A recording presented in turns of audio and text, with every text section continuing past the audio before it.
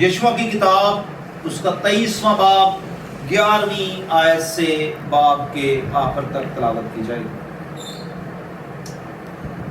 11ویں آیت سے خداوند کے کلام میں یوں لکھا ہے، بس تم خوب چوکسی کرو کہ خداوند اپنے خدا سے محبت رکھو، ورنہ اگر تم کسی طرح برگشتہ ہو کر ان قوموں کے بقیہ سے یعنی ان سے جو تمہارے درمیان باقی ہیں شیر و شکر ہو جاؤ اور ان کے ساتھ بیاہ شادی کرو اور ان سے ملو اور وہ تم سے ملیں، تو یقین جانو کہ خداوند تمہارا خدا پھر ان قوموں کو تمہارے سامنے سے دفع نہیں کرے گا، بلکہ یہ تمہارے لیے جال اور پھندا اور تمہارے پہلوؤں کے لیے کوڑے اور تمہاری آنکھوں میں کانٹوں کی طرح ہوں، یہاں تک کہ تم اس اچھے ملک سے جسے خداوند تمہارا خدا نے تم کو دیا ہے نابود ہو جاؤ۔ اور دیکھو میں آج اسی راستے جانے والا ہوں جو سارے جہان کا ہے، اور تم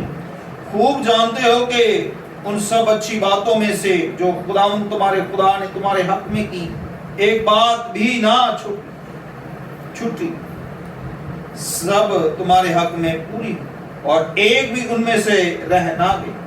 سو ایسا ہوگا کہ جس طرح وہ سب بلائیاں جن کا خداوند تمہارے خدا نے تم سے ذکر کیا تھا تمہارے آگے آئیں، اسی طرح خداوند سب برائیاں تم پر لائے گا، جب تک اس اچھے ملک سے جو خداوند تمہارے خدا نے تم کو دیا ہے اور تم کو نیست و نابود نہ کر ڈالے۔ جب تم خداوند اپنے خدا کے اس عہد کو جس کا حکم اس نے تم کو دیا توڑ ڈالو اور جا کر معبودوں کی پرستش کرنے اور ان کو سجدہ کرنے لگو، تو خداوند کا قہر تم پر بھڑکے گا اور تم اس اچھے ملک سے جو اس نے تم کو دیا ہے جلد ہلاک ہو جاؤ گے۔ خداوند کے زندہ پاک کلام کے پڑھے اور سنے جان پر خداوند خدا کی برکت ہو۔ گزشتہ کچھ ہفتوں سے خداوند کے زندہ کلام میں سے ہم سیکھ رہے ہیں کہ خداوند خدا اپنے لوگوں کی حفاظت کرتا ہے۔ وہ جب موت کے سایہ کی وادی میں سے گزر رہے ہوتے ہیں، مصیبتوں میں سے، آفات میں سے، پریشانیوں میں سے، اعزار آسانی میں سے گزر رہے ہوتے ہیں، تو خداوند آپ اپنے لوگوں کو نکالتا ہے، ان کے ساتھ کھڑا ہو جاتا ہے۔ اس میں ہم سیکھ چکے ہیں کہ اس کے لوگ دعا اور منت اور پرستش کے حوالہ سے جب اس کے حضور آئے تو اس نے قید خانے کی نیووں کو توڑ ڈالا، بنیادوں کو ہلایا اور قید خانہ ختم کیا۔ اس نے اپنے لوگوں کو آگ کی جلتی ہوئی بھٹی میں سے بچایا اور پھر شیروں کے منہ کو بند کیا۔ پھر ہم نے اس بات کو بھی دیکھا کہ خدا اپنے لوگوں کے آہ و نالہ کو خروج کی کتاب میں سے سن کر زمین پر اترا اور ان کی مدد اور حفاظت اور ان کو ملک مصر سے نکالا۔ لیکن آج اسی سلسلے کو آگے بڑھائیں گے، ایک اور انداز سے ہم خدا کے کلام کو سیکھیں گے۔ پہلے ہم سیکھتے آئے ہیں کہ خدا اپنے لوگوں کی حفاظت کرتا ہے، انہیں بچاتا ہے، لیکن آج ہم اس بات کو سیکھیں گے کہ لوگ مصیبت میں کیوں آتے ہیں، کیوں کر پریشانیوں میں گھرتے ہیں، مبتلا ہوتے ہیں، انہیں سامنا ان کا کرنا پڑتا ہے۔ کیا ہمیشہ یہ وجہ ہے کہ وہ خدا انہیں آزماتا ہے اس لیے وہ آزمائش میں پڑھ کے تو ان مشکلات کا سامنا کرتے ہیں، یا ان کے دشمن اور غیر اقوام ان پر حملہ آور ہوتے ہیں، ظلم کرتے ہیں اس کی وجہ سے، یا پھر یہ ہے کہ وہ آپ اپنی وجوہات میں مبتلا ہو کر ان پریشانیوں کا سامنا کرتے ہیں۔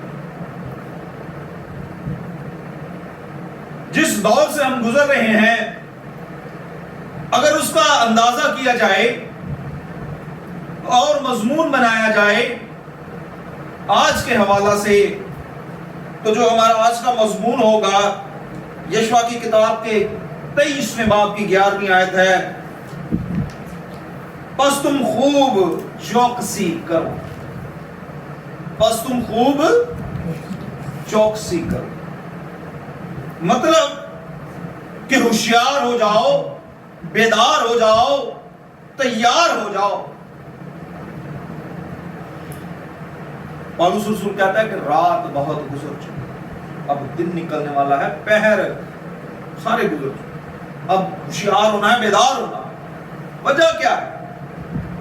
खुदा कौम बनी इस्राएल के साथ मूसा जो कि यीशुआ का उस्ताद था उसके वसीला से, और यीशुआ के वसीला से रहा।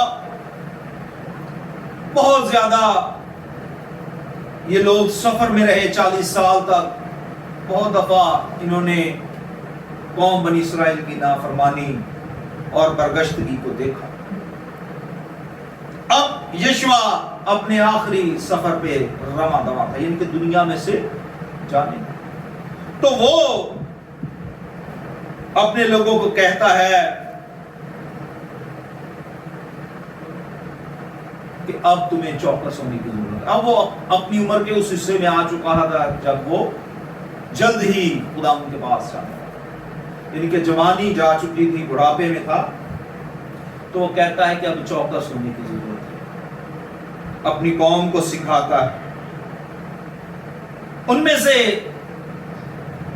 आज हम जिस पॉइंट पर सीखेंगे किन बातों में हमें चौकस होना है, तो पहली जो बात हम सीखेंगे 12वीं आयत, वरना अगर तुम किसी तरह बरगश्ता होकर उन कौमों के बकिया से, यानी उनसे जो तुम्हारे दरमियान बाकी हैं, शीरो शक्र हो जाओ और उनके साथ ब्याह शादी करो और उनसे मिलो, और वो तुमसे मिले तो यकीन जानो खुदा तुम्हारा खुदा फिर उन कौमों को तुम्हारे सामने से दफा नहीं करेगा, बल्कि तुम्हारे लिए जाल और फंदा और तुम्हारे पहलुओं के लिए कोड़े और तुम्हारी आंखों में कांटों की तरह। बड़ा सख्त हुक्म था ये, खुदा की तरफ से हुक्म था कि गैर अक़वाम में तुमने शीरो शक्कर नहीं होना। अगर वाज़े अल्फाज में, सादा अल्फाज में कहा जाए कि उनके साथ शादी और ब्याह नहीं करना, इस बात से तुम्हें परहेज करना, क्योंकि ये इंतहाई खतरनाक बात है। चंद एक मिसालें देना चाहूंगा। हम अगर जब से दुनिया बनी है आज तक के दौर की बात को करें, दुनिया में सबसे अक्लमंद, दुनिया में सबसे होशियार, दुनिया में सबसे ताकतवर और दुनिया में सबसे हसीन, दुनिया में ऐसा शख्स हमने नहीं देखा। वो कौन था? वो था सुलेमान बादशाह, जिसकी हिकमत, दानिश, खुदा से मोहब्बत करता, उसने खुदा से हिकमत और दानाई मांगी, ऐसी दानाई से फैसले करता और ऐसा उसने काम किया कि खुदा उससे खुश, उसने उसकी हैकल उतारी आला तरीके से।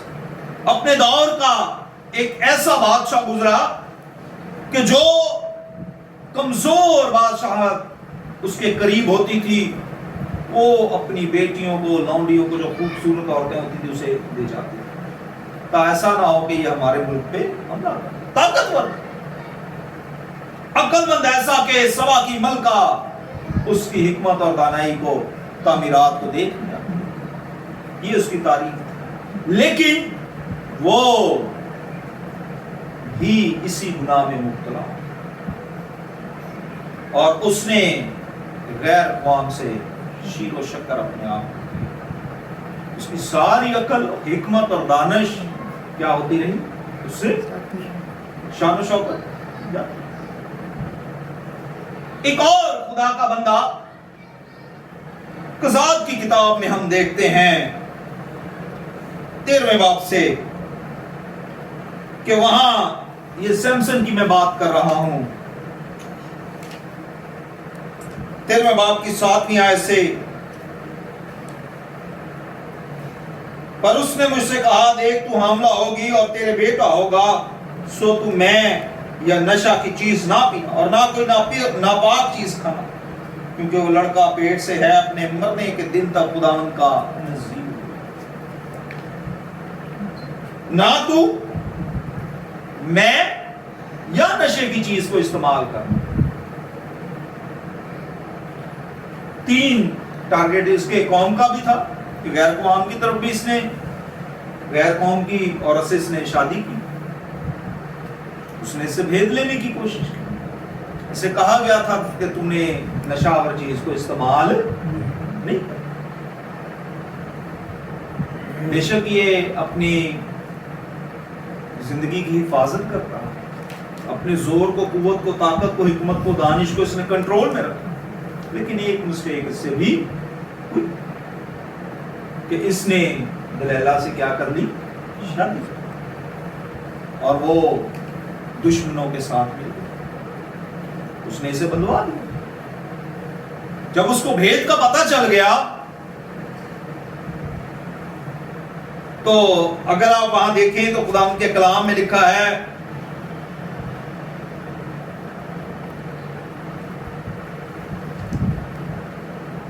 سولہویں باب کی 19ویں آیت سے پڑھنے لگا ہوں, قضات کی کتاب کے 16ویں باب کی 19ویں آیت سے.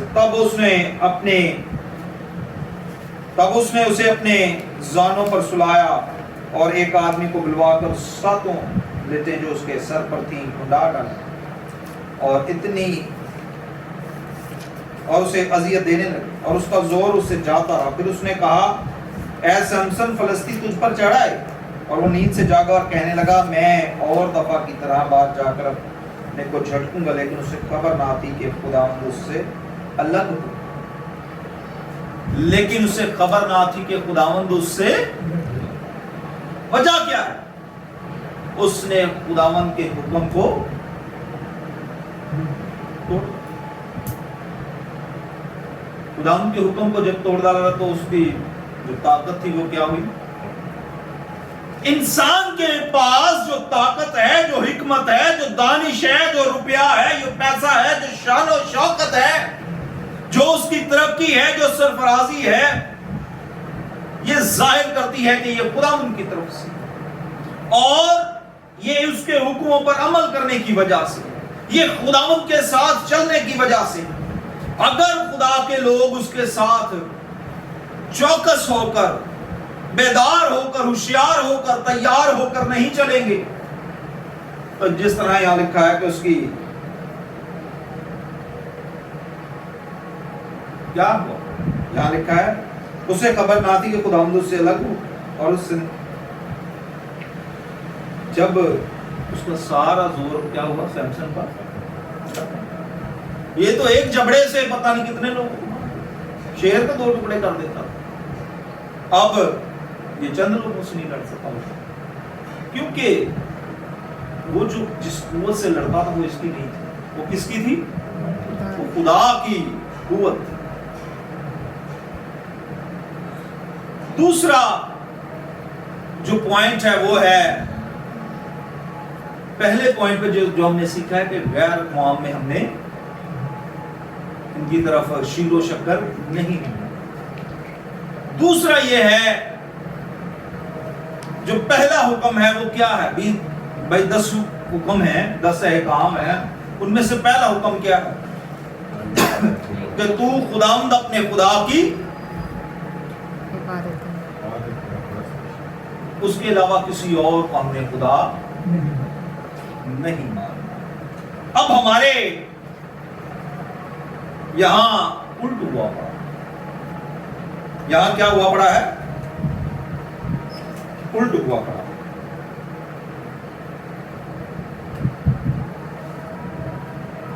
دس احکام میں سے پہلا حکم ہے کہ تو غیر معبودوں کو نہ ماننا اور خدا اپنے خدا سے محبت کرنا. اسی بات کو قضات کی کتاب میں بھی خدا نے بڑا واضح الفاظ میں لکھا. میرے ساتھ حوالہ نکالیے, دوسرے باب کی 11ویں آیت سے.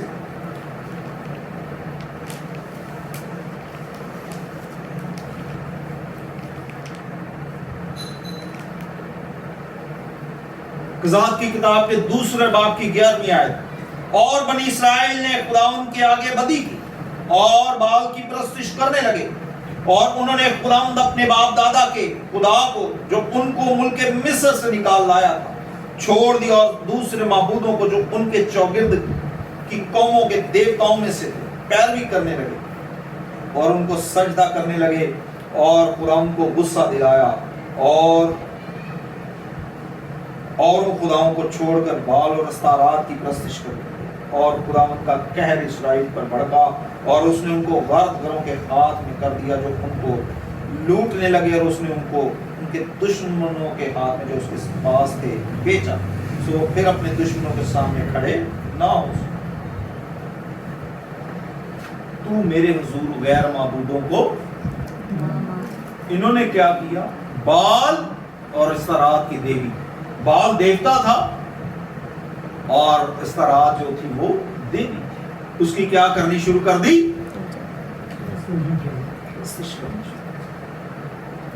जब प्रस्तिश करना शुरू कर दी,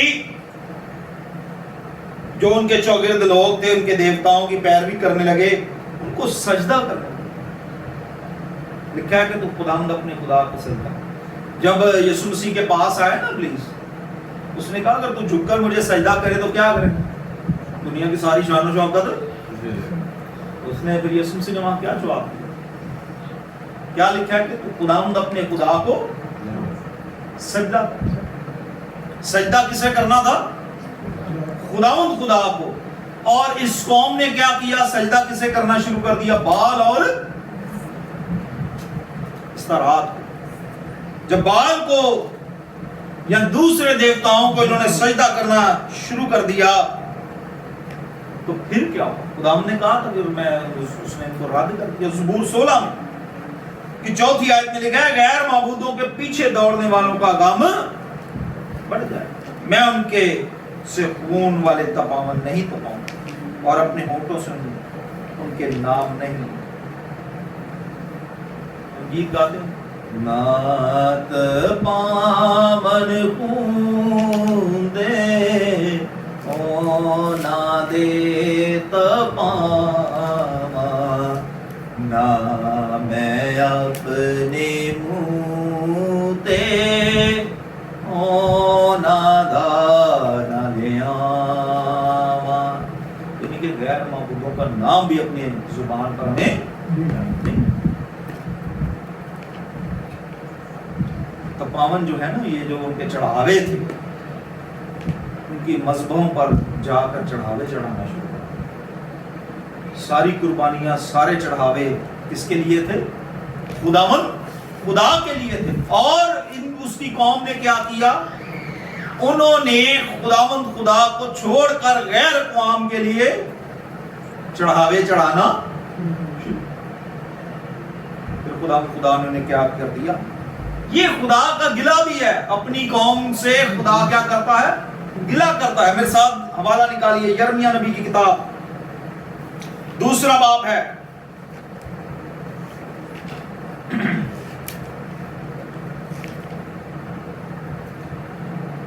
11वीं आयत। यिर्मयाह 2 बाब 11वीं आयत। खुदावंद फरमाता है, ऐ आसमानों इससे हैरान हो, शिद्दत से थरथराओ, बिल्कुल वीरान हो जाओ, क्योंकि मेरे लोगों ने 2 बुराइयां की। आसमान और जमीन को बनाने वाला कहता है कि तुम हैरान हो जाओ, वीरान हो जाओ, शिद्दत से थरथराओ कि इन लोगों ने क्या की है, मेरे लोगों ने क्या कर दिया है, 2 बुराइयां की।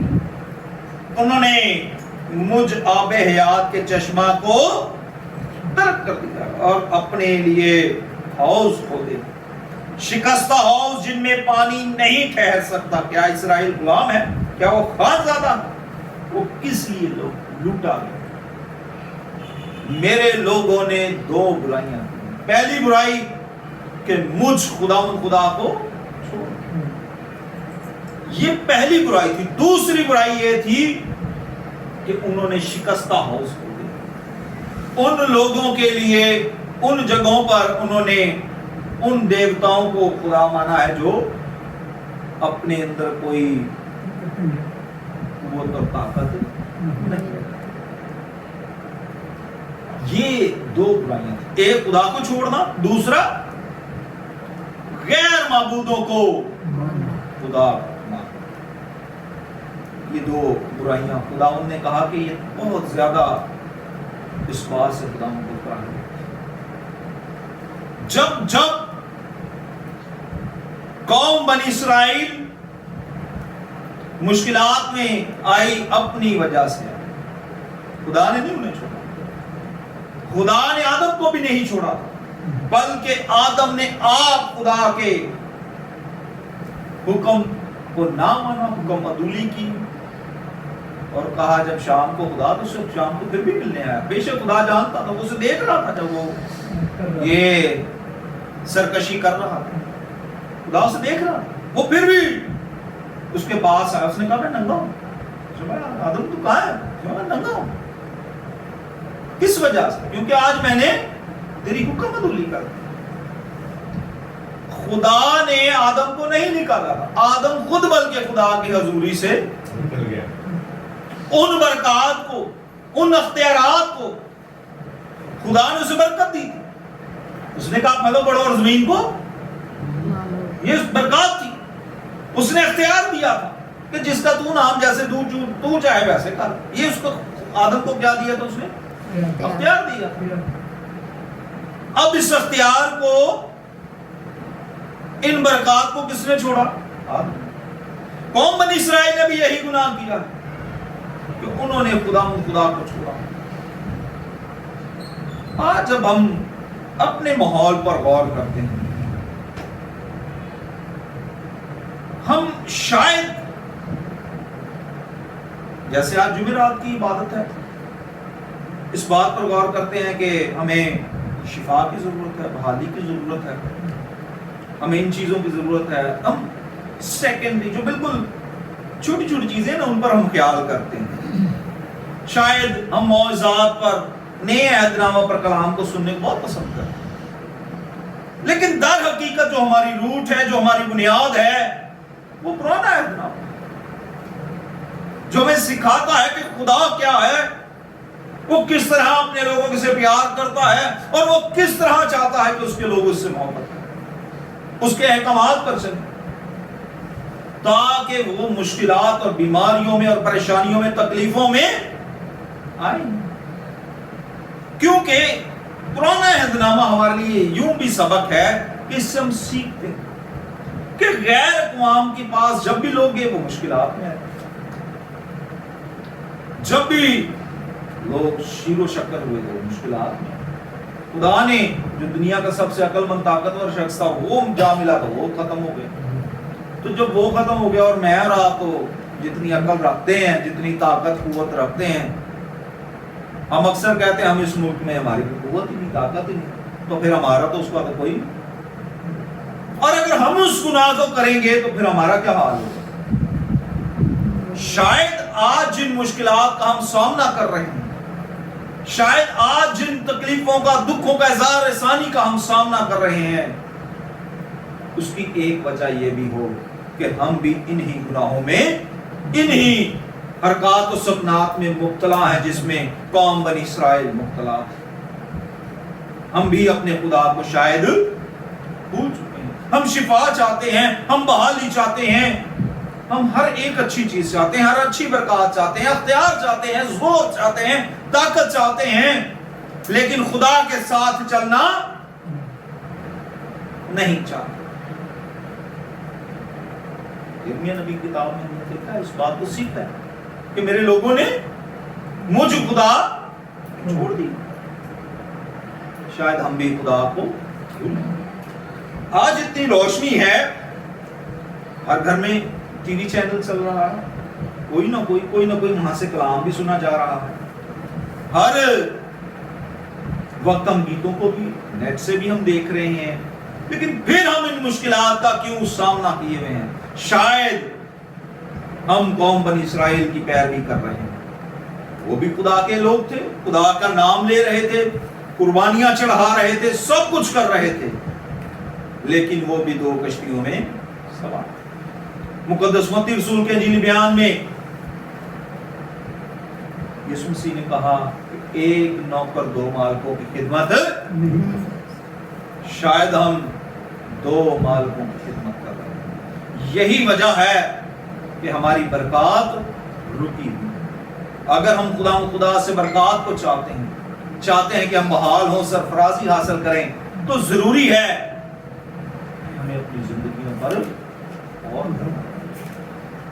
ہمیں اپنی روش سے باز آنا ہوگا اور خدا کی طرف لوٹنا ہوگا، اس کے احکامات کو ماننا ہوگا۔ خدا آج کے کلام کے وسیلہ سے ہم سب کو بڑی برکت دے اور اس پر عمل کرنے کا فضل بخشے۔